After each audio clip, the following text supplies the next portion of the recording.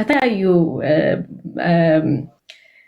ቦታዎች የሚያመጧቸውን ግጥሞች ናቸው የሚያቀርቡት እና በመሀል ግን ከራሱ ፈጠራ ይባላል ራሳቸው የጻፉት ሲሆን እና ከዚህ ጋዜጣ ከዚህ መጽሔት ከሚባለው ይልቅ ከራሱ ፈጠራ ነው ያቀረበው ከተባለ 2-3 ተደጋግሞ ይጨበጨብ ነበር እና ጆሮ እሱ ነው የሚይዘኝ።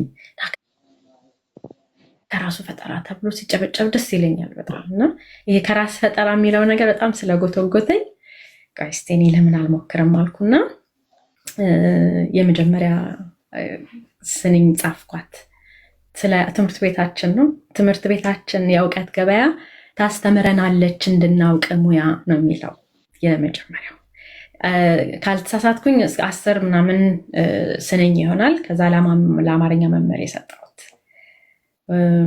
ቲቸር ወሰን ሰገድ ይባላል። ወሰን ሰገድ ይዘንጋው በጣም ጎበዝ ገጣሚ ነው እሱም እና ያንን ሰጠሁት። ከዛ በኋላ መድረክ ላይ ያቀረበኝ ለመጀመሪያ ጊዜ ያቀረብኳት እሷን። ትምህርት ቤታችን የእውቀት ገበያ ታስተምረናለች እንድናውቅ ሙያ የሚል የመጀመሪያው ስንኝ።